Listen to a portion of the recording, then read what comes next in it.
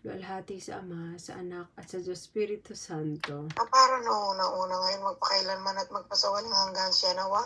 O O Jesus Jesus ko, ko, patawarin mo kami sa aming mga sala, iligtas iligtas mo mo kami sa apoy puwing ng ng impyerno. impyerno. Hanguin mo ang aming mga kaluluwa sa purgatorio, purgatorio, lalong-lalo na mga yung mga walang nakakaalala. Ang ikalawang misteryo ay ang pagdalaw ni Birheng Maria kay Santa Isabel.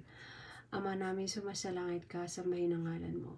Mapasa amin ang kaharian mo, sundin ang loob mo dito sa lupa para nang sa langit. Bigyan mo po kami ngayon ng aming kakanin sa araw-araw, patawarin mo kami sa aming mga sala.